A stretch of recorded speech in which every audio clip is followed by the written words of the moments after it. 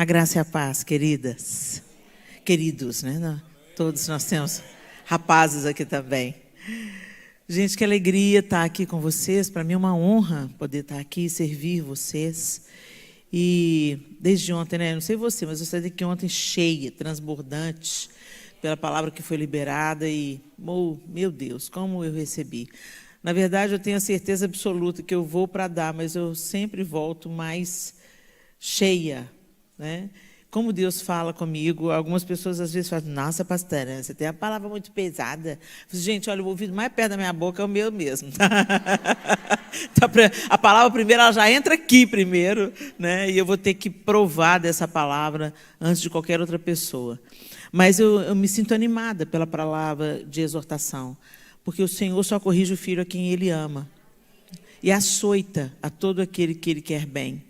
Então, a palavra do Senhor, ela é sempre para um bom propósito, para nos encorajar, para nos forjar e também para nos corrigir. Preparadas para esse tempo. Quem se sente preparada para esse tempo? Será que você consegue discernir o tempo que a gente está vivendo? Será que a gente tem uma consciência plena? Por onde eu ando, eu tenho conversado com as pessoas, eu escuto muito as pessoas dias difíceis. Que tempo difícil é esse que a gente está vivendo? E a gente começa a ouvir os relatos das injustiças, dos abusos, das coisas que eram erradas e era um consenso comum que era errado, agora não, agora tudo é relativo. Então, o que era errado ficou certo e o que é certo ficou errado. Então, dá essa sensação, mesmo aquelas pessoas, gente, que não estão dentro do contexto da igreja, mesmo aquelas pessoas que não professam uma fé, mesmo essas pessoas, elas identificam que o tempo que nós estamos vivendo agora é um tempo de crise, é um tempo desafiador. E não é só sobre uma crise econômica, sobre os desafios pós-pandêmicos, mas também é uma crise nos valores, uma crise de identidade, uma crise de ideologias, enfim, é uma crise. Agora, como se não bastasse todo o caos que a gente viveu nesses 2 últimos anos, com informações truncadas, instabilidade, más notícias, luto, como se nada disso bastasse, o aproveitamento político em cima de uma crise de saúde. Eu não sei como é que foi, eu acredito, pelas notícias que nós tivemos do Brasil, que vocês também viveram isso aqui, mas no Brasil foi sem precedentes, né? E terrível, até hoje as coisas reverberam nesse sentido, e cada hora um fala uma coisa, um médico formado fala uma coisa, outro médico formado fala outra, nem os médicos chegaram numa conclusão, gente, pelo amor de Deus, então vamos ouvir a medicina, mas nem a medicina chegou numa conclusão. Então, realmente, a gente viveu um tempo de crise, mas como se não bastasse isso, o Putin invade a Ucrânia. Uma guerra nessas alturas do campeonato, depois da crise que nós vivemos, já precedendo uma crise econômica sem tamanho, por resultado da pandemia, como se não bastasse isso, uma guerra. E agora a ameaça de uma guerra nuclear. Então, quem está aí acompanhando as notícias mundiais, a gente vai percebendo claramente a cada dia que só a boa mão do Senhor sobre nós é que irá nos livrar e nos conduzir e nos preparar e fortalecer para aquilo que nós vamos viver. A gente não sabe o que vem pela frente, o futuro é incerto. Mas nós cremos na palavra de Deus, que diz para a gente que a coisa vai ficar bem ruim antes de melhorar. Vai ficar bem ruim, mas a gente já sabe o fim da história. E isso é que nos cobre de ânimo. Eu estou sentindo um desejo aqui de fazer algo, e como eu não sou boba nem nada de resistir ao Espírito, né? Abra sua Bíblia comigo lá em Apocalipse.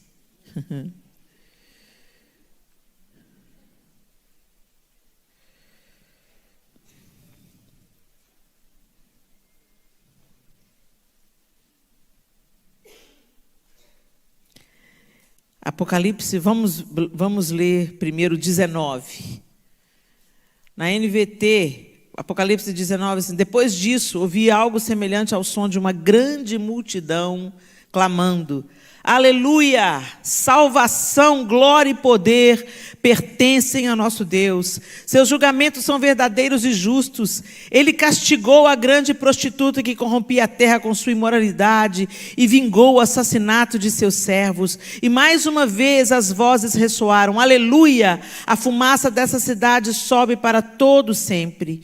Então os 24 anciãos e os 4 seres vivos se prostraram e adoraram a Deus que estava sentado no trono. Disseram amém, aleluia. E do trono veio uma voz que dizia: louvem nosso Deus, todos os seus servos, todos os que temem, pequenos e grandes. Em seguida, ouvi outra vez algo semelhante ao som do clamor de uma grande multidão, como o som de fortes ondas do mar, como o som de violentos trovões. Aleluia, porque o Senhor nosso Deus, o Todo-Poderoso, reina. Alegremo-nos, exultemos, a Ele demos glória, pois chegou a hora do casamento do Cordeiro, e sua noiva já se preparou. Ela recebeu um vestido do linho mais fino, puro e branco, porque o linho fino representa os atos justos do povo santo. E o anjo me disse: escreva isso, felizes os que são convidados para o banquete de casamento do Cordeiro. E acrescentou: essas são as palavras verdadeiras de Deus. Então caí aos pés do anjo para adorá-lo, mas ele me disse: não faça isso, sou um servo como você e seus irmãos que dão testemunho de sua fé em Jesus. Adore somente a Deus, pois o testemunho a respeito de Jesus é a essência da mensagem revelada dos profetas. Apocalipse 21, então vi um novo céu e uma nova terra, pois o primeiro céu e a primeira terra já não existiam, e o mar também não mais existia. E vi a cidade santa, a nova Jerusalém, que descia do céu da parte de Deus, como uma noiva belamente vestida para seu marido. Ouvi uma forte voz que vinha do trono e dizia: vejam, o tabernáculo de Deus está no meio de seu povo, Deus habitará com eles, e eles serão o seu povo. O próprio Deus estará com eles. Ele lhes enxugará dos olhos toda lágrima, e não haverá mais morte, nem tristeza, nem choro, nem dor. Todas essas coisas passaram para sempre. E aquele que estava sentado no trono dizia: vejam, façam novas todas as coisas. Em seguida disse: escreva isso, pois o que lhe digo é digno de confiança e verdadeiro. E disse ainda: está terminado. Eu sou o Alfa e o Ômega, o princípio e o fim. A quem tiver sede darei de beber gratuitamente das fontes da água da vida. O vitorioso herdará todas essas bênçãos, e eu serei seu Deus, e ele será meu filho.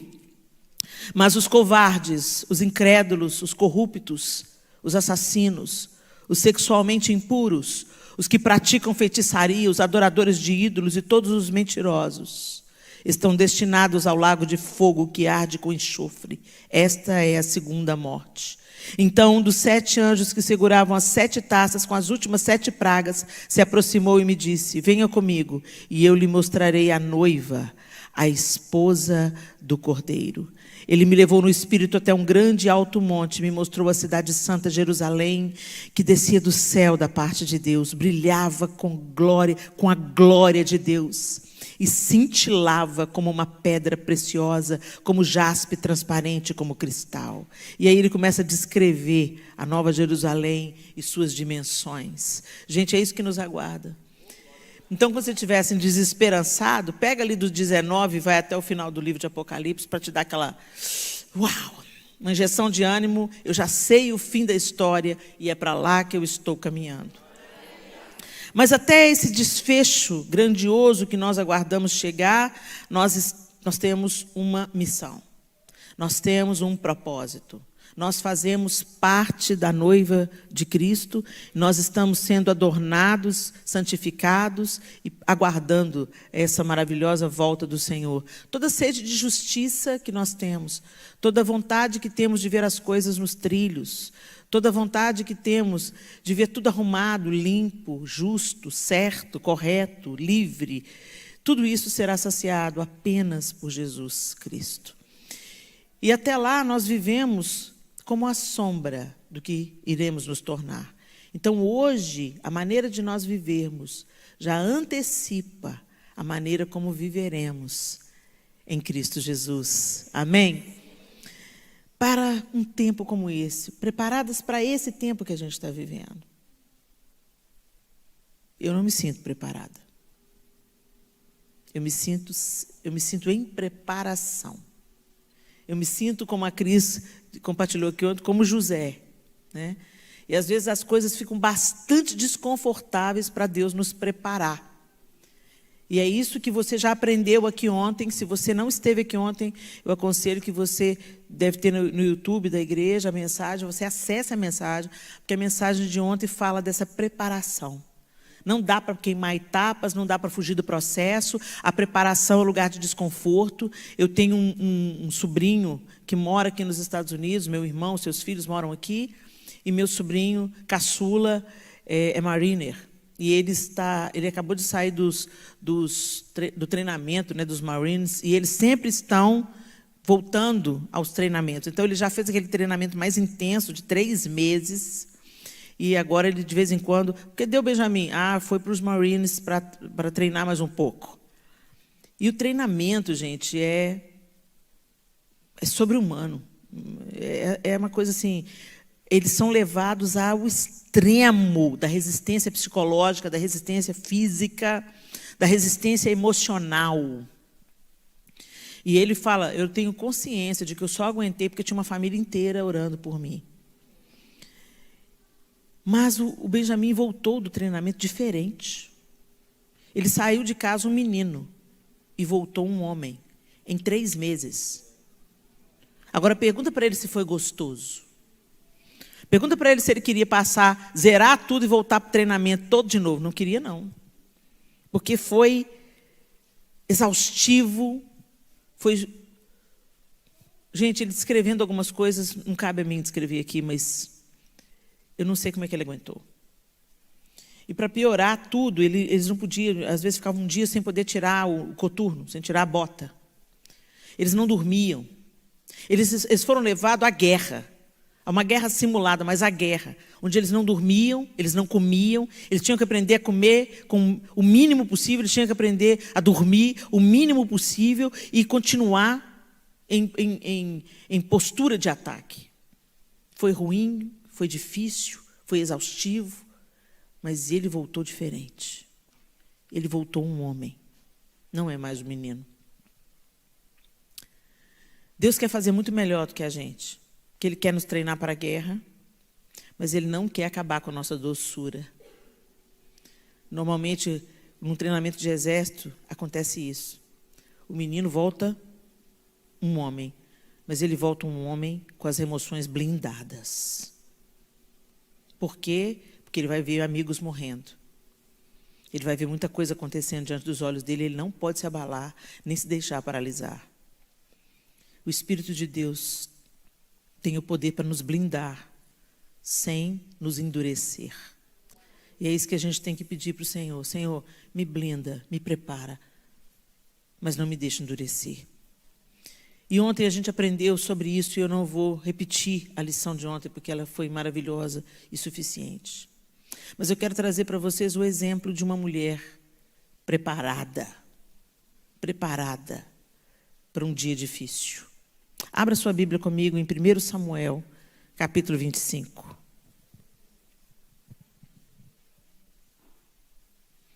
Primeiro Samuel, capítulo 25. Gente, eu vou usar a NVI. Eu tenho aqui a versão, a NVI eu não tenho tem uma outra versão que vocês estão usando, essa eu não tenho no meu tablet, mas eu vou usar a NVI. Eu falei com vocês 1 Samuel? 1 Samuel 25, a partir do verso 2. Certo homem de Maom, que tinha seus bens na cidade de Carmelo, era muito rico. Possuía 1000 cabras e 3000 ovelhas, as quais estavam sendo tosqueadas em Carmelo. Seu nome era Nabal, e o nome de sua mulher era Abigail, mulher inteligente e bonita. Mas seu marido, descendente de Calebe, era rude e mau. No deserto, Davi ficou sabendo que Nabal estava tosqueando as ovelhas. Por isso, enviou 10 rapazes, dizendo-lhes: levem minha mensagem a Nabal, em Carmelo, e cumprimentem-no em meu nome. Digam-lhe: longa vida para o Senhor, muita paz para o Senhor e sua família, e muita prosperidade para tudo o que é seu. Sei que você está tosqueando suas ovelhas. Quando seus pastores estavam conosco, nós não os maltratamos. E durante todo o tempo em que estiveram em Carmelo, nada que fosse deles se perdeu. Pergunte a eles, e eles lhe dirão. Por isso seja favorável, pois estamos vindo em época de festa. Por favor, dê a nós, seus servos, e a seu filho Davi, o que puder. Os rapazes foram e deram a Nabal essa mensagem em nome de Davi, e ficaram esperando. Nabal respondeu então ao servo de Davi: quem é Davi? Quem é esse filho de Jessé? Hoje em dia muitos servos estão fugindo de seus senhores. Por que deveria eu pegar meu pão e minha água e a carne do gado que abati para meus tosqueadores e dá-los a homens que vêm não se sabe de onde? Então os mensageiros de Davi voltaram e lhe relataram cada uma dessas palavras. Davi ordenou a seus homens: ponham suas espadas na cintura. Assim eles fizeram e também Davi. Cerca de 400 homens acompanharam Davi, enquanto 200 permaneceram com a bagagem. Um dos servos disse a Abigail, mulher de Nabal: do deserto, Davi enviou mensageiros para saudar o nosso Senhor, mas ele os insultou. No entanto, aqueles homens foram muito bons para conosco, não nos maltrataram, e durante todo o tempo em que estivemos com eles nos campos, nada perdemos. Dia e noite, eles eram como um muro ao nosso redor, durante todo o tempo em que estivemos com eles, cuidando de nossas ovelhas. Agora leve isso em consideração e veja o que a senhora pode fazer, pois a destruição paira sobre o nosso Senhor e sobre toda a sua família. Ele é um homem tão mau que ninguém consegue conversar com ele. Imediatamente, Abigail pegou 200 pães, 2 vasilhas de couro cheias de vinho, 5 ovelhas preparadas, 5 medidas de grãos torrados, 100 bolos de uvas passas e 200 bolos de figos prensados, e os carregou em jumentos. E disse a seus servos: vocês vão na frente, eu os seguirei. Ela, porém, nada disse a Nabal, seu marido. Enquanto ela ia montada num jumento, encoberta pela montanha, Davi e seus soldados estavam descendo em sua direção e ela os encontrou.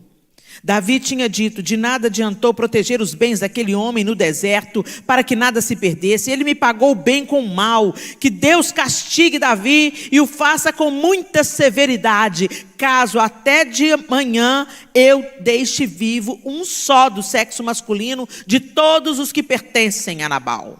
Quando Abigail viu Davi, desceu depressa do jumento e prostrou-se perante Davi com o rosto em terra.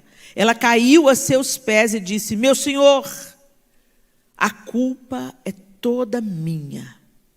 Por favor, permite que tua serva te fale. Ouve o que ela tem a dizer. Meu senhor, não des atenção àquele homem mau Nabal. Ele é insensato, conforme o significado do seu nome, e a insensatez o acompanha. Contudo eu, tua serva, não vi os rapazes que meu senhor enviou. Agora, meu senhor, juro pelo nome do Senhor e por tua vida que foi o Senhor que te impediu de derramar sangue e de te vingares com tuas próprias mãos. Que teus inimigos e todos os que pretendem fazer-te mal sejam castigados como Nabal. E aí Abigail começa a abençoar Davi e começa a entregar os presentes para ele. E ela libera uma palavra de ânimo, já profetizando que Davi iria vencer sobre os seus inimigos. Aí no verso 32, Davi responde. Davi disse a Abigail, verso 32, bendito seja o Senhor, o Deus de Israel, que hoje a enviou ao meu encontro. Seja você abençoada pelo seu bom senso e por evitar que eu hoje derrame sangue e me vingue com minhas próprias mãos.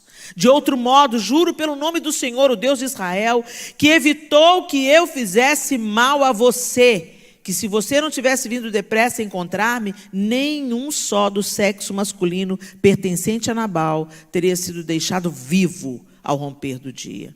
Então Davi aceitou o que Abigail lhe tinha trazido e disse: vá para sua casa em paz. Ouvi o que você disse e atenderei ao seu pedido. Senhor, essa é a sua palavra e nós te pedimos que ela nos ensine, que ela nos exorte, que ela nos console, que ela nos inspire nessa noite. Transforme a nossa mente e que uma mente transformada gere em nós novas atitudes. Em nome de Jesus. Amém. A gente já conhece essa história, eu já preguei diversas vezes sobre Abigail, e eu confesso que se eu tivesse uma outra filha, muito provavelmente ela ia chamar Abigail. Eu ia estar uma enrascada de saber se ia ser Jael ou Abigail. Cada uma no seu modelo, né? Jael rachando crânios com ponteiras com estacas e martelos, e Abigail, com a sua beleza e sabedoria, se curvando diante de um rei e impedindo o mal contra a sua própria casa. Abigail estava diante de uma crise. Eu gosto de enxergar Abigail, gente, quando eu vejo Abigail no Antigo Testamento, sempre se fala do Antigo Testamento com pré-figurações de Cristo, né? Então, quando você vê, por exemplo,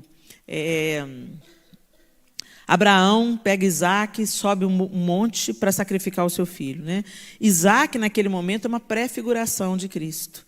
Ele vem, ele sobe o monte para o seu sacrifício e ele mesmo leva a lenha, como Jesus também subiu o monte levando o lenho, né?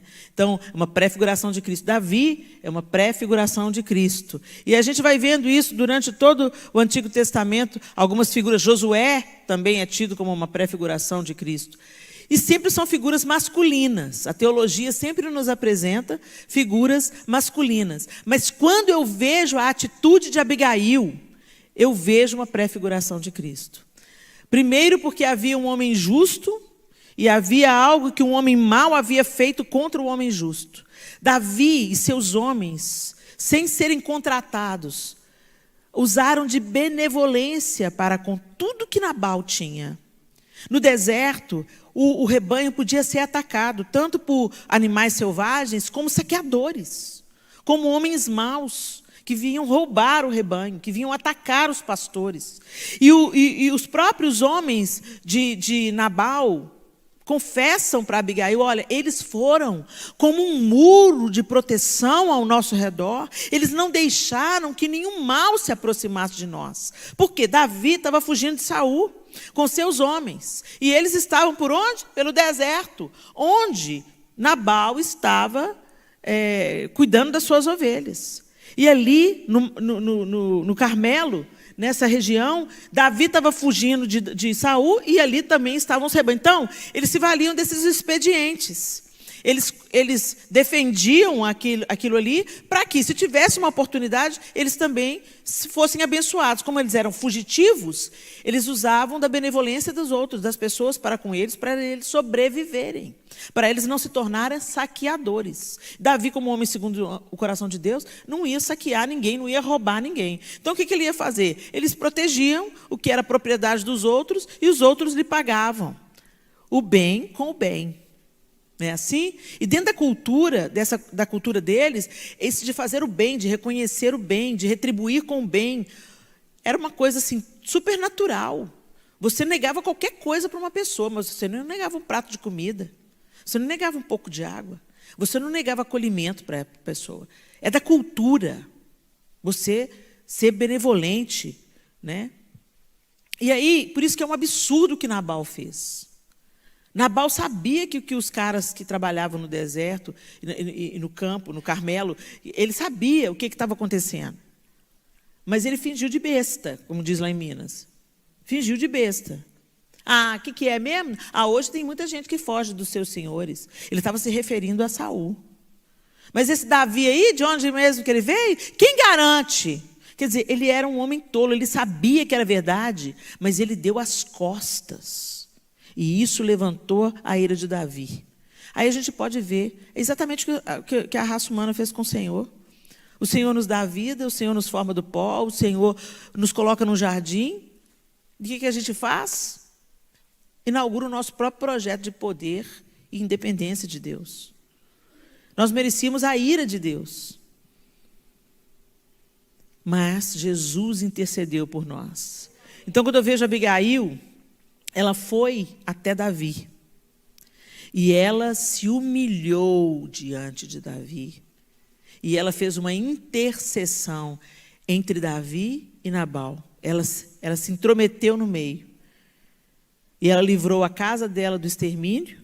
E ela livrou Davi de fazer justiça com as próprias mãos.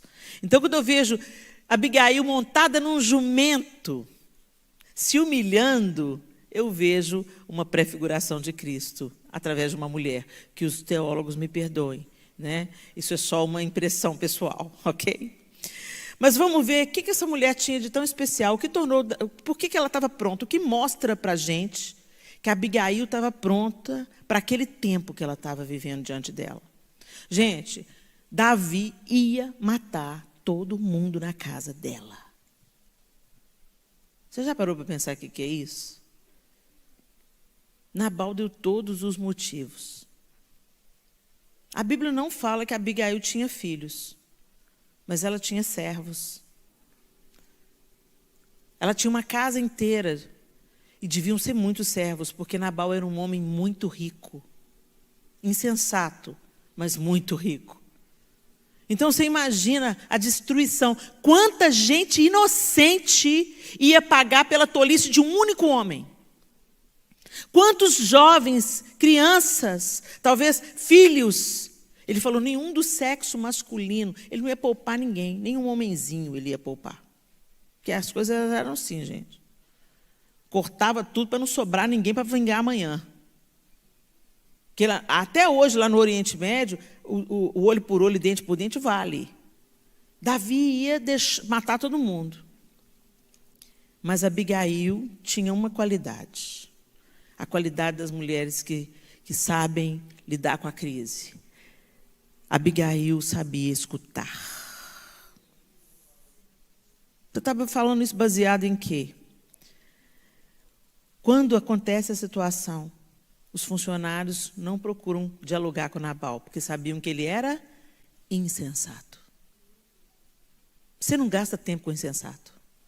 O insensato não escuta ninguém, ele escuta só ele mesmo. Mas eles foram para aquela que sabia ouvir.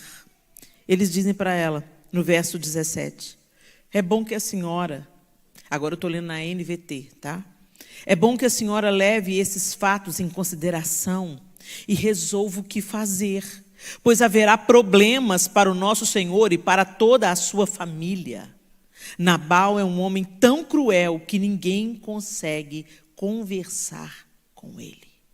Em outra tradução diz, considera, pois, agora e vê o que has de fazer, porque o mal já está de todo determinado contra o nosso amo e contra toda a sua casa, e ele é um homem vil, que não há quem lhe possa falar. Eles foram em Abigail, porque sabiam que ela era uma mulher que escutava. E por que ela escutava? Porque, ao contrário de Nabal, e o texto mesmo diz isso, ela era sábia. Ela era inteligente. Ela não era tola, ela não era insensata. Gente, toda pessoa sábia sabe ouvir. É uma característica da sabedoria. Às vezes você pensa, oh Deus, me dá sabedoria, me dá sabedoria, me dá sabedoria, mas não sabe ouvir, então não chegou ainda não, continua pedindo. Porque é uma característica, a gente vai começando a aprender a ouvir. Você pode pensar numa mulher sábia aí na sua vida? Busque aí da sua memória, talvez uma avó, uma pessoa influente, uma pastora, uma pessoa mais velha. Está difícil, mas tem, caça que tem. Uma característica dessa pessoa sábia, o sábio, gente, não acerta todas, não. Tá? O sábio é humano. Mas o erro na vida do sábio é um acidente, não uma intenção. E essa característica, ela é muito forte na pessoa sábia. Ela sabe ouvir. Ela é uma pessoa confiável. Ela é uma pessoa onde as pessoas buscam conselho. Fulano, eu estou vivendo uma situação, você pode me escutar? Um minuto? Posso. e ela quer a sua opinião. As pessoas só buscam a opinião de quem sabe ouvir, gente. E Abigail tinha essa característica. Ela sabia ouvir. E porque ela sabia ouvir, ela pôde agir de uma maneira que detesse o mal contra a sua casa. A segunda característica de Abigail é que ela discernia o tempo e a maneira de agir. Olha o verso 18. Sem perder tempo, diga, sem perder tempo. Sem perder tempo, Abigail providenciou 200 pães, 2 vasilhas de couro cheias de vinho, 5 ovelhas preparadas, 5 cestos de grãos tostados, 100 bolos de passas e 200 bolos de figo, colocou tudo em jumentos. Gente, olha isso. Quando ela ouviu, imediatamente gerou nela uma ação. Imediatamente ela pegou tudo que estava à mão por causa da festa. Estava tendo uma... Gente, a Tosquia era uma época de festa. Então tinha muita fartura. Às vezes a gente pensa assim, puxa, Abigail já tinha tudo isso preparado? Tinha tudo isso preparado porque era um período de festa. E foi justamente por isso, por Davi saber que tinha muita comida, o churrascão estava correndo solto. Era uma celebração, era como o tempo da colheita, né? Era o tempo da tosquia das ovelhas. Então aqueles animais foram protegidos, foram preparados. A lã cresceu e chegou o tempo deles tosarem as ovelhas e terem o lucro da lã.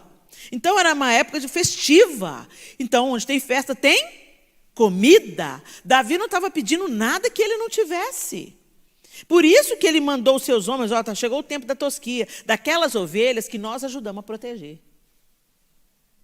Olha como é que Nabal foi insensato. Então, Abigail tinha tudo à mão. O que aqueles homens precisavam? Comida. O que ela fez? Imediatamente. Ela não deixou para amanhã, ela não falou, céus, azar, vamos morrer. Ela não virou para Nabal e falou, Nabal, vem aqui, cabeção. O que você está fazendo, Nabal? Você está doido? Olha o que você fez, agora o Davi está vindo aí, tocando terror. Vamos morrer. Não, ela não fez isso. Ela foi lá e tomou postura, posição, e ela agiu. Ela sabia, é agora que eu tenho que agir. O mal já está vindo aí. O Davi está vindo aí, não vai sobrar nenhum. Anda logo, gente, vamos embora, vamos ajudar a carregar esses jumentos. Pega o quê? O que eles pediram? Comida. Taca comida nesse povo. Tem hora que você tem que saber como agir e o que fornecer, como se posicionar. E foi exatamente isso que Abigail fez. Ela discerniu o tempo. O tempo é imediatamente. O tempo é imediatamente. Para de empurrar com a barriga, gente. Ai, gente, gostei muito dessa conferência Mulheres Transformadas. Bacana, né? Bacana demais, que mensagem boa. Daqui uns 2 anos eu santifico. Primeiro eu vou curtir a vida, né? Nossa, o negócio é muita responsabilidade. Né? Isso é para a mulher, sabe, mais alto nível. Ainda sou novinha. Deixa minha mãe ser ungida. Não, eu sou novinha. Não, pastora, vive para mim essa vida santa. Me inspira aí, entendeu? Porque isso é difícil demais para mim. Deus me entende. Não se engane. A partir do momento que você está ouvindo essa palavra aqui, não tem mais desculpa para você, não. Tá? Você agora é indesculpável. O Senhor está te convocando. Não interessa a sua idade. Não interessa. Deus está chamando você para ser uma mulher pronta, posicionada, pronta a ouvir e a discernir o tempo e a maneira de agir. Outra característica de Abigail, ela sabia o tempo de calar. Gente, essa parte é difícil para nós, hein? Eu sou mulher, eu sei do que eu estou falando. A gente quer ir lá e dizer, não é possível, eu te avisei. Né? A gente quer ir lá e falar assim, eu falei, bem feito, é agora. Agora se vira, Nabal. Agora como é que você vai descascar esse abacate? Não, gente, ela não fez isso. O texto continua aí comigo. E disse aos servos, 1 Samuel 25, 19. E disse aos servos, vão adiante e logo o seguirei. Mas não contou a seu marido Nabal o que estava fazendo. Helena, o que você está falando? Que é para a gente esconder as coisas do nosso marido? Não. Não distorça as minhas palavras. Não distorça as palavras bíblicas. Tá? Ela sabia que se ela falasse para Nabal não ia adiantar nada. Ele não ia acrescentar nada. E se bobear, ele ia fazer guerra com Davi. Ah, tá vendo? Deixa, bem quente que eu estou fervendo. Porque homem insensato é isso que faz. Homem insensato é isso que faz. Né? Eu não vou afinar, não. Vem, vou matar, vou morrer, vou fazer, vem. Entendeu?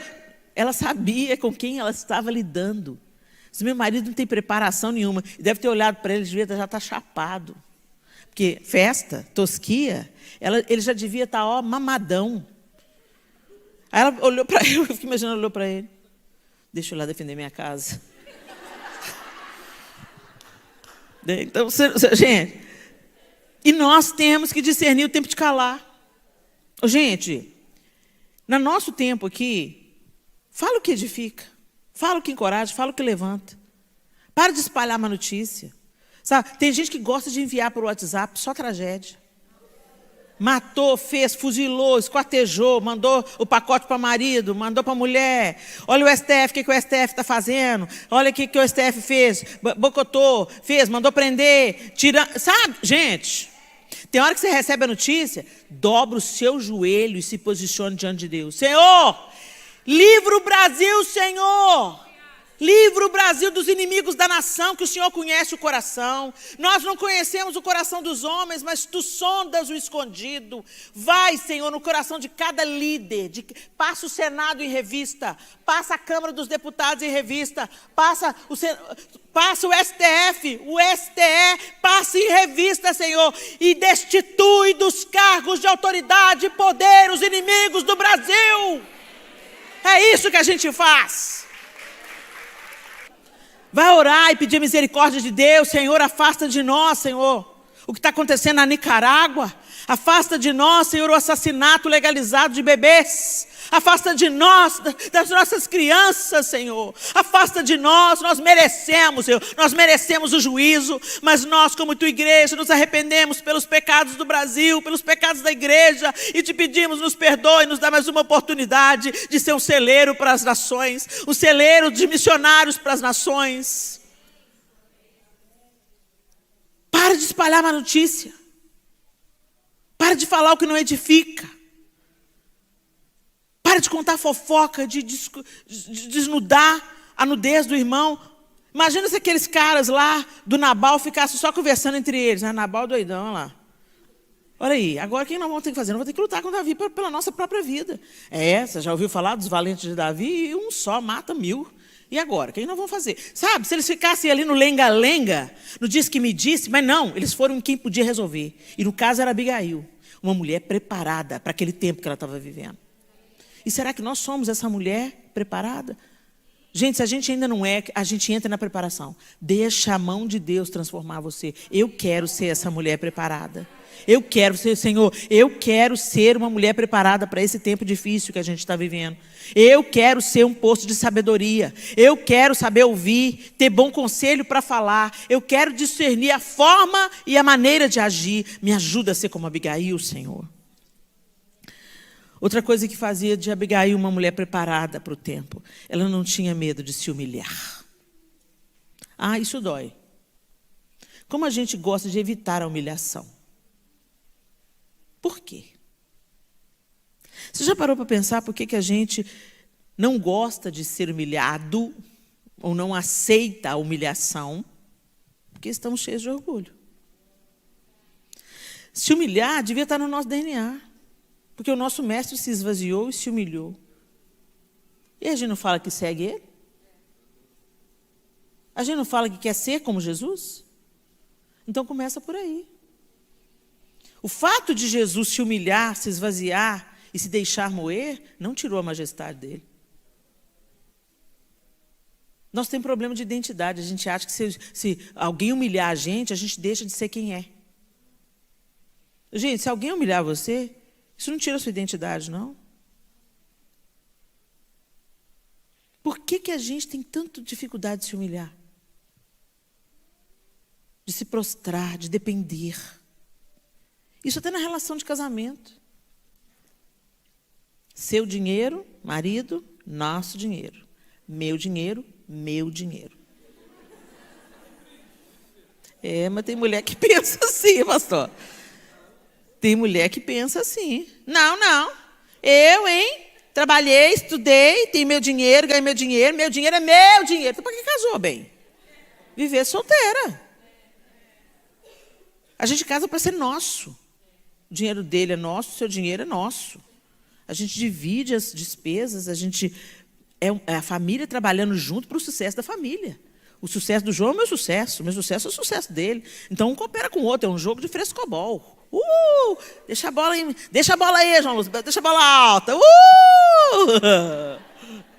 Não é um jogo de tênis, um querendo derrotar o outro, não. E para isso, às vezes, a gente tem que dar um passo atrás, a gente tem que... Abigail desce do jumento e se curva. E ela não só se curva. O texto está dizendo para a gente que ela vai até o chão. E ela não só faz o gesto de humilhação, ela fala, minha seja a culpa. Não foi isso que Jesus fez? Minha seja a culpa. Ela pegou a responsabilidade do marido, ou a irresponsabilidade do marido, e pegou o pacote para ela. Ela podia ter chegado lá e falado assim, Davi, vou te mandar a real.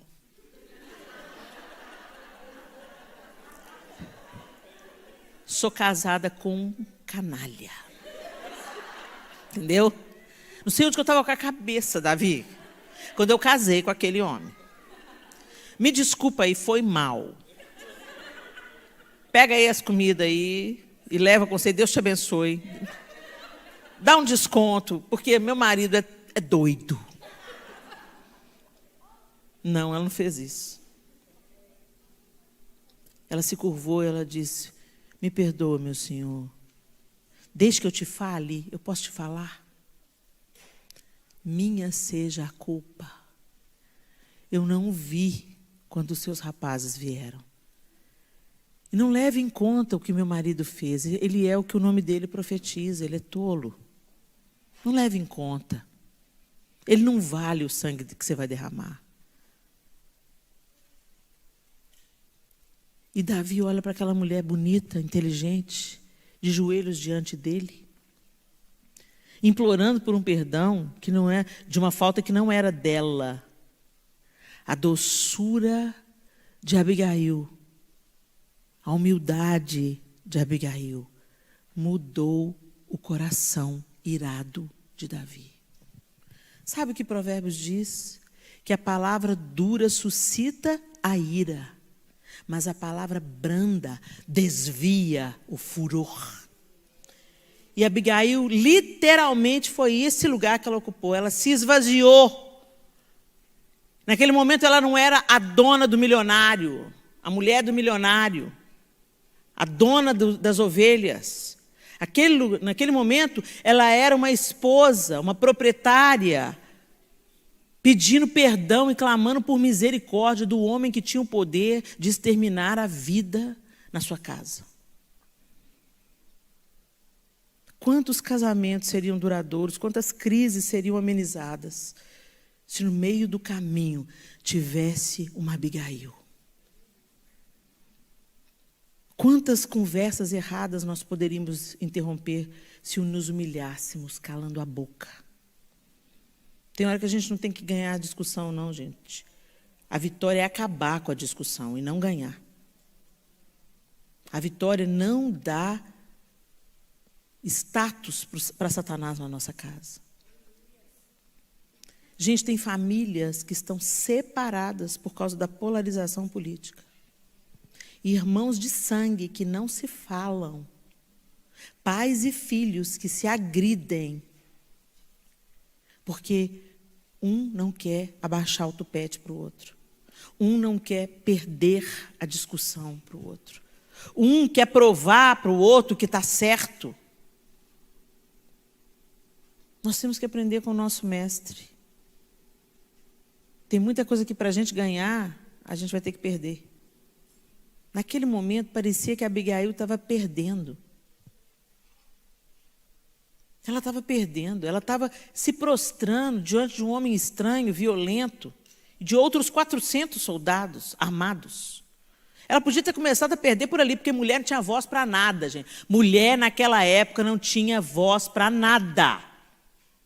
Ela foi muito ousada, muito corajosa, muito firme, de se colocar entre a ira de Davi e... Gente, meu avô morreu assassinado. Meu avô morreu com um tiro no peito e matou o homem que matou ele. Meu avô era um homem irado, insensato. E a minha avó tentou ser uma Abigail. Só que diante dela não tinha um Davi. Diante dela tinha um Nabal. Para o Nabal ela deu as costas e se prostrou diante de Davi. Ela contava que quando ela entrou na frente dele e abriu os braços para ele não sair com o revólver que ele entrou em casa e pegou, ela entrou na frente dele e implorou: Teófilo, pelo amor de Deus, Teófilo, você tem filho, você tem neto, pelo amor de Deus, não sai por essa porta. Ela disse que ele olhou para ela e falou assim: se você não sair da minha frente, você é a primeira que morre. E ela falou assim: e eu conheço meu marido, ele me mataria. Tamanho ódio que estava no olho dele. O outro cara também entrou na casa dele, pegou a arma e esperou meu avô na moita. Meu avô veio para o claro, o cara estava no escuro, ele atirou no meu avô. Um tiro só, no peito. Meu avô caiu, atirando na direção de onde o tiro tinha vindo. Atingiu o cara no abdômen 3 vezes, ele morreu 3 dias depois. Meu avô morreu na hora. Uma história triste. Eu lembro do luto na minha casa, eu lembro do choro da minha mãe, eu tinha 6 anos de idade. Nunca mais eu esqueci. E minha mãe sempre dizia: é isso que espera o homem irado, ou a cadeia, ou o cemitério. Abigail corria o risco de morrer, porque ela estava diante de um homem irado, e por justa causa. Quantas vezes Deus vai te colocar diante de pessoas cheias de razão, mas com ódio, com raiva, com desejo de vingança e retaliação. E Ele quer te levantar como uma Abigail. Dentro da sua casa, dentro da sua família, no seu trabalho, na sua igreja. Nesse tempo difícil, nós não precisamos de valentonas. Nós precisamos de mulheres corajosas o suficiente para se humilhar no mesmo modelo do Cordeiro de Deus. Porque Jesus se esvaziou e se humilhou e morreu a morte de cruz, é que Ele recebeu o nome que é sobre todo nome. Foi por isso que Ele recebeu todo o poder e autoridade, porque Ele não temeu se humilhar, se esvaziar, no exato contraponto de Lúcifer. Lúcifer não se humilhou, ele desejou ser exaltado. E Jesus veio na contramão. E sendo Deus, não julgou que ser igual a Deus devia ser algo que ele deveria levar em conta. Mas a si mesmo se esvaziou, assumindo a forma de servo. Morreu a morte mais humilhante que tinha para morrer, morte de cruz. E por isso Deus o exaltou soberanamente.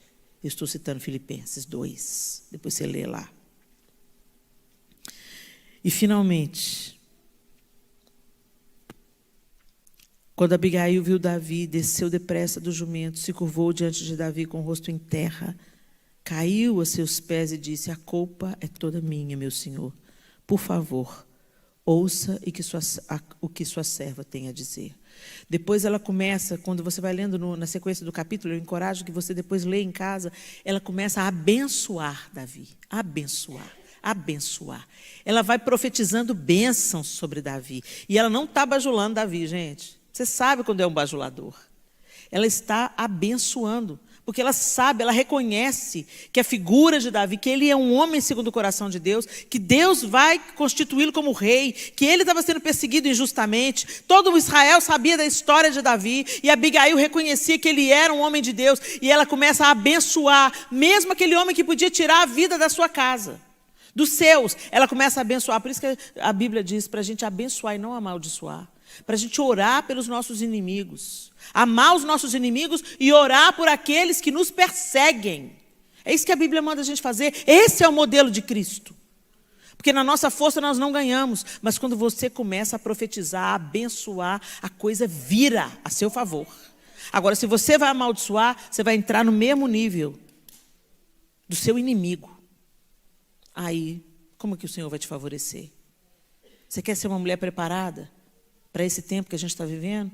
Seja abençoador e para de maldizer. Para de amaldiçoar. Para de falar, fulano, ele vai ver, Deus vai pegar ele. O dia da vingança vai chegar. Não, o hino da vingança, né, querida? Não, gente, não é assim. Gente, eu lembro uma vez que eu estava vivendo uma situação muito difícil de uma pessoa que era próxima a mim, e ele parecia que era meu amigo, mas as notícias que chegavam a mim, das coisas que ele dizia a meu respeito, eram terríveis. Eu pensava assim, mas ele que falou isso? Mas como que ele pode ter falado isso? Ele parece que é meu amigo. Só que as evidências eram fortes, porque pessoas completamente diferentes vinham me questionar coisas. Quem te falou isso? Fulano falou. E não era verdade, eram inverdades. Ele estava contando inverdades a meu respeito. E perto de mim, ele me alisava, me bajulava. Você é demais, você é isso, você é aquilo. Eu comecei a agarrar um ódio. Falei assim, que pessoa falsa, que pessoa falsa. Aí, mas eu vou lá obedecer a Bíblia. A Bíblia fala o quê? Ora pelos seus inimigos. Então, vamos lá. Senhor, pega o fulano, Senhor. Pega ele, frita ele, faz purê. O senhor está vendo aí o que ele está falando, Jesus? Aí o Espírito Santo, não, você entendeu errado. Não é para você pedir para eu cozinhar ele. É para você orar como você oraria pelo seu irmão que você mais ama. Sério, Jesus? Jesus, vou dar conta de fazer isso não, que eu estou com ódio, Jesus. Mas vamos lá, vamos obedecer. Ô, Senhor, eu abençoo o fulano em nome de Jesus. Amém. Já foi muito. Depois, no outro dia, ô, Senhor, tem misericórdia, me ajuda aqui, Espírito Santo. Ô, Senhor, eu quero abençoar o fulano, a esposa do fulano, os filhos do fulano. Abençoa o fulano, Senhor. O Senhor sabe tudo que ele precisa, o que está gerando essa falta nele. Ô, Deus, seja o supridor. Aí, amém. No outro dia, ô Deus, em nome de Jesus, abençoa o fulano, Senhor. Eu abençoo meu irmão. Eu levanto ele diante do Senhor e peço, Senhor, que a casa dele seja cheia de paz, que a casa dele seja cheia de alegria, que ele seja próspero nos seus negócios. Eu comecei a abençoar. O resultado, eu fiquei livre. O ódio foi embora. O ódio foi embora. E um tempo depois, ele ficou diferente comigo. As conversas fiadas pararam. O olhar dele, a maneira de me tratar.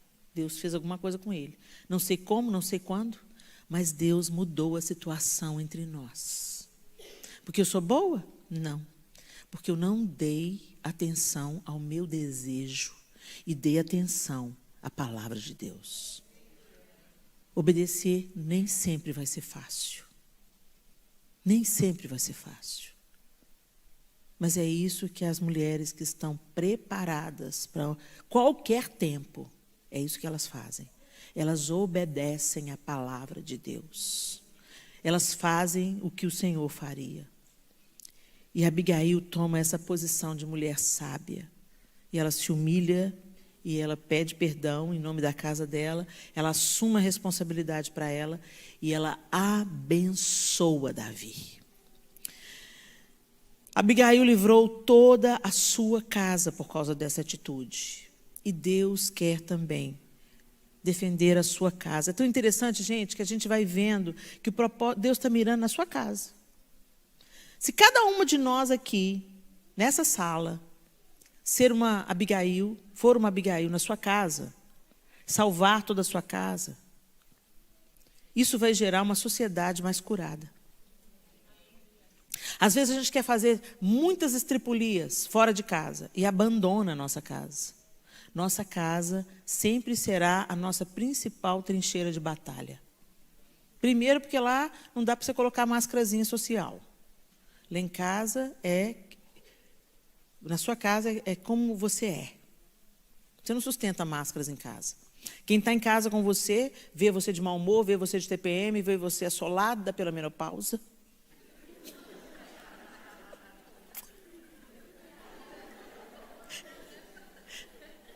E é essa hora que você tem que ser crente, gente.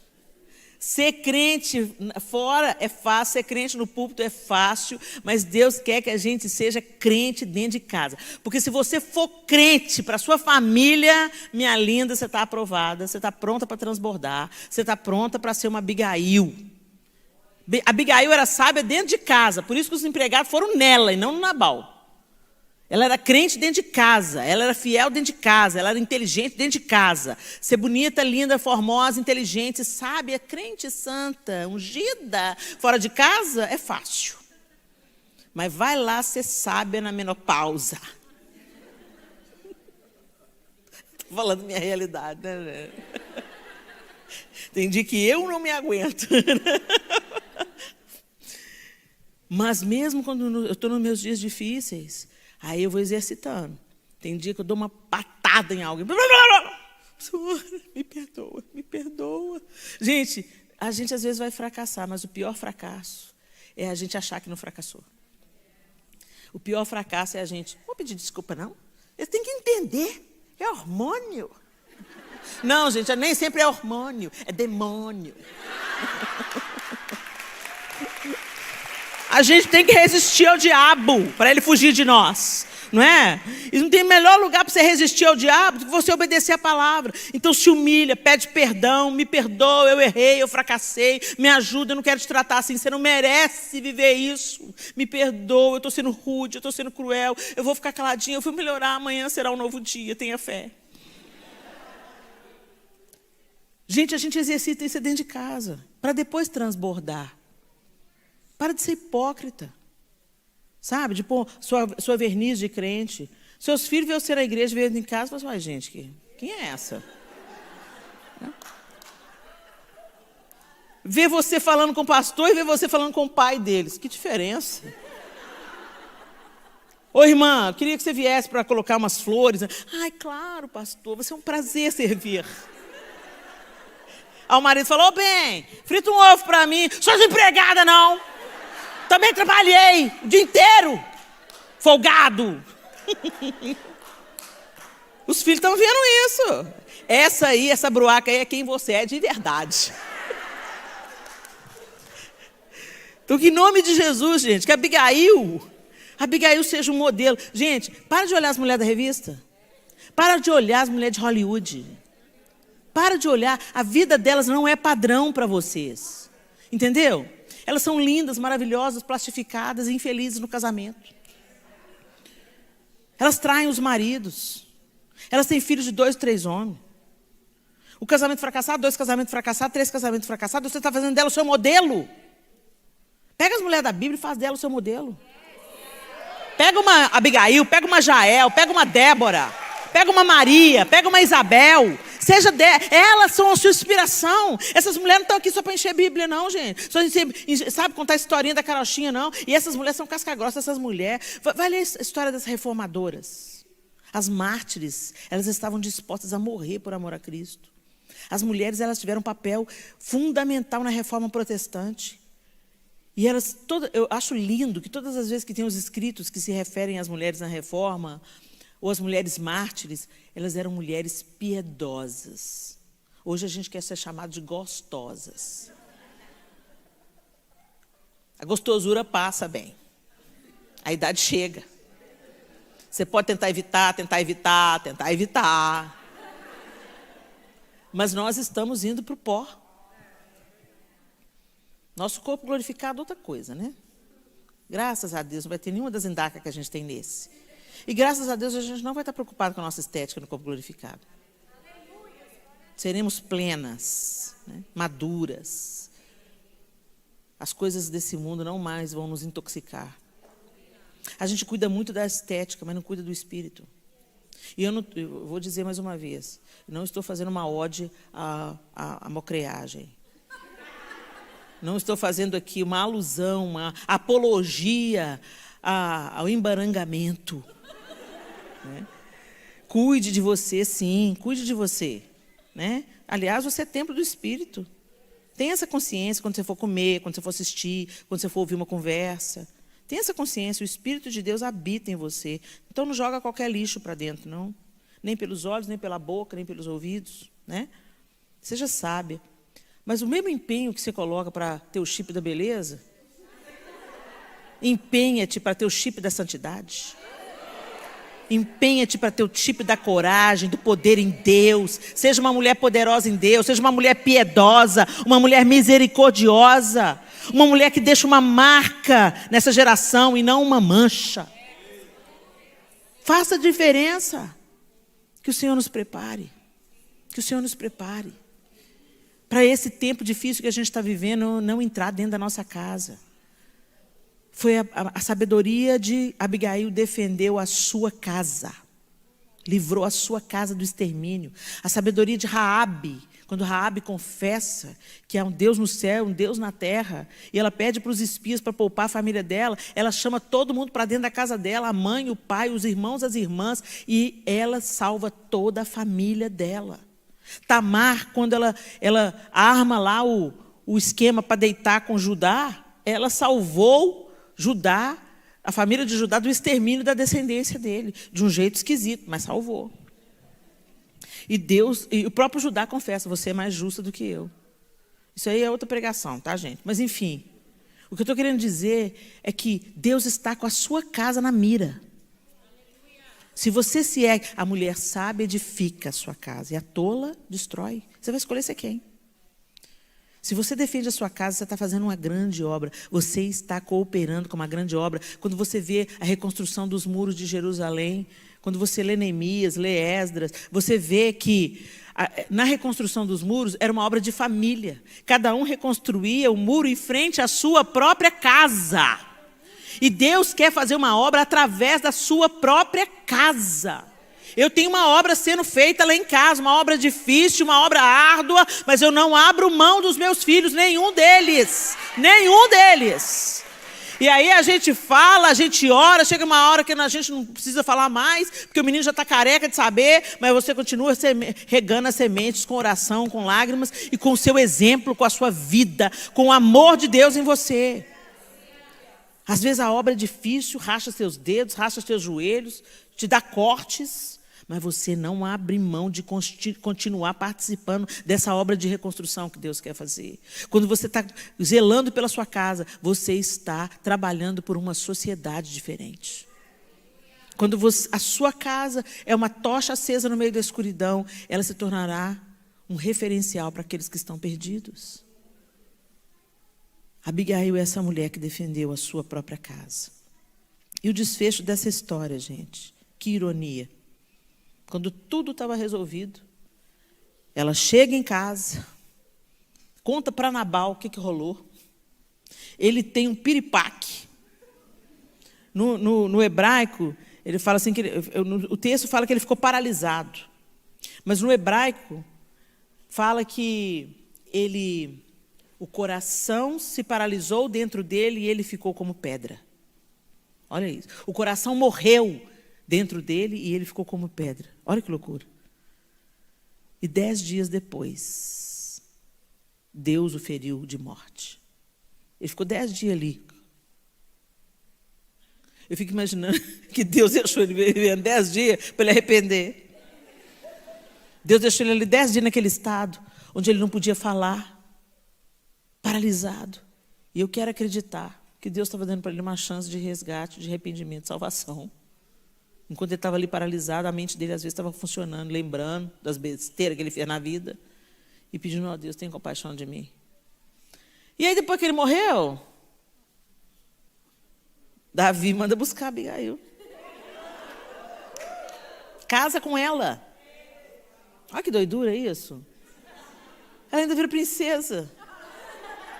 Tá certo que com tantas outras mulheres, né? Mas ela virou esposa do rei, uma das esposas do rei Davi, Abigail. Por quê? Porque ela era uma mulher preparada para aquele tempo, para aquela situação, para aquele conflito. Deus quer fazer isso com a gente. Fecha os seus olhos.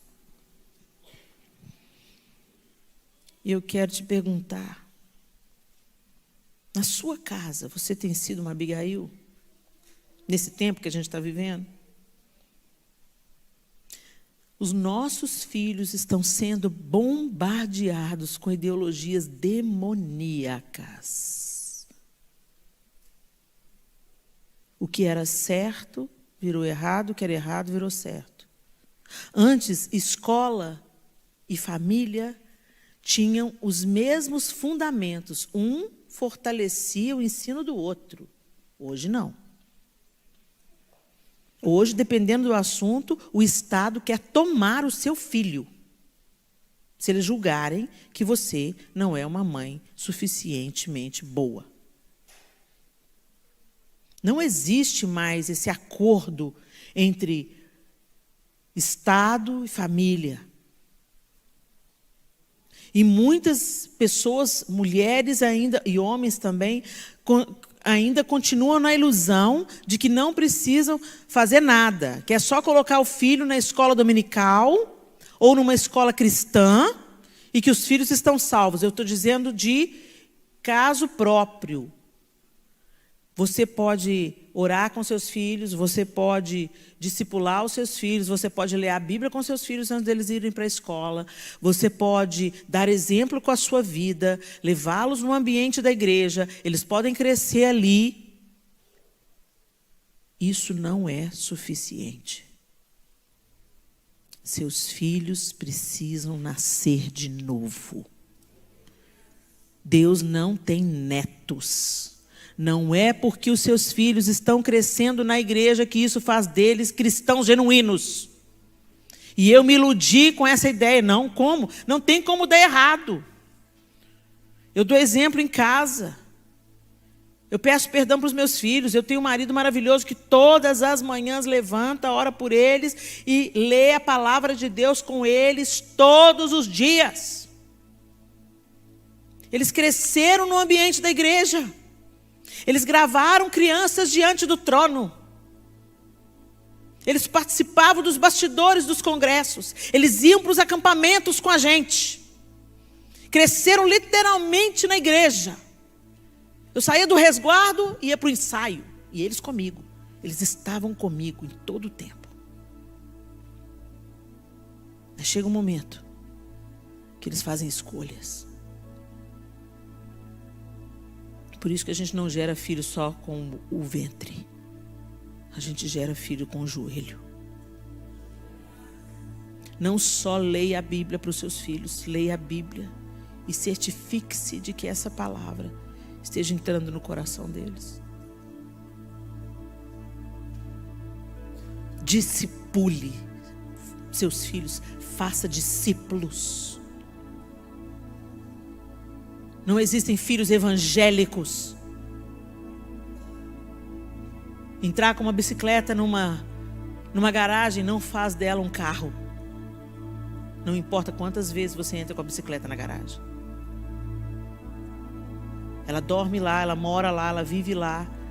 Você guarda ela lá todo dia. Isso não transforma ela num automóvel. Como entrar com a sua igreja, os filhos na igreja, não é garantia de novo nascimento. É parte da semeadura.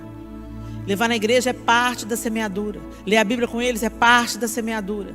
Orar por eles é parte da semeadura. Mas só quem convence o homem da justiça, do pecado e do juízo é o Espírito de Deus. E isso a gente tem que clamar e gerar. E falar: Espírito Santo de Deus, gera um novo nascimento nos meus filhos. Às vezes você vê os seus filhos recitando versículos e pensa: já são crentes. Não. Às vezes você vê eles levantando as mãozinhas e adorando, imitando o papai e a mamãe. É lindo, é comovente, mas não basta. Só isso não basta. Eles precisam nascer de novo e dar fruto de arrependimento. Recentemente, há uns 3 anos atrás, eu vi o novo nascimento do meu terceiro filho. Por ele ter um temperamento muito mais desafiador, você vê o impacto mais claro. O segundo teve seus processos, mas ele já era um menino de um temperamento bom. manso, humilde e colaborador, cooperativo. Então você viu isso só sendo enfatizado pelo novo nascimento. A caçula, a mesma coisa. Um temperamento bom, inclinado à obediência. Aí vem o dia do choro, do quebrantamento, da rendição, da experiência pessoal compartilhada. E você vê aquela florzinha só ressaltando a cor. Mas quando você vê um filho brigado com a igreja, ressentido, cheio de opinião, resistente à correção, argumentativo, teimoso, duro nas palavras.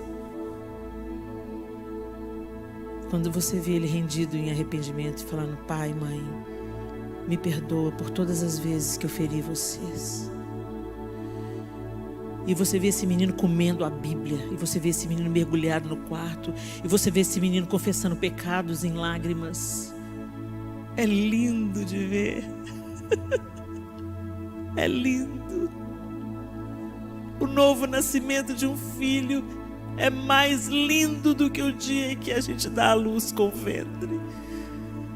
Não abra mão disso. Não confie que o fato do seu filhinho estar na igreja, ele é nascido de novo. Discipula o seu filho. Ore por ele, interceda por ele, até você ver o fruto do novo nascimento no seu filho. Não abra mão, não negocie. Defenda a sua casa. Num tempo como esse, nós não podemos ser distraídas pelas aparências. Eu conheço filhos que têm a vida dupla. Em casa, para não ter conflito com os pais, mantém as aparências. Mas na faculdade é outra pessoa. Na escola é outra pessoa. Só um novo nascimento livra nossos filhos da morte e de sucumbirem às mentiras desse tempo. Senhor, nós queremos ser como Abigail num tempo como esse. Queremos estar preparadas como ela estava, prontas para ouvir, tardias para falar, prontas a agir, discernindo o tempo e o modo, não temendo nos humilhar diante do Senhor e diante de quem precisar, para que o furor seja desviado, para que a ira seja vencida, para que a insensatez seja detida. Ajuda-nos, Senhor. Ajuda-nos, ó Deus, a estar prontas, como Abigail estava pronta. Queremos seguir o Senhor Jesus e ser como o Senhor é. Ajuda-nos pelo poder do Teu Espírito em nós, Senhor. Vivifica-nos, aperfeiçoa-nos, faz-nos como leoas, cheias de sabedoria, sabendo a hora certa da caça, sabendo como empreender, como ir contra o nosso inimigo. Ajuda-nos, ó Deus, a defender a nossa casa, como Abigail defendeu a dela. Prepara-nos, Espírito de Deus. Em nome de Jesus nós oramos. Amém e amém.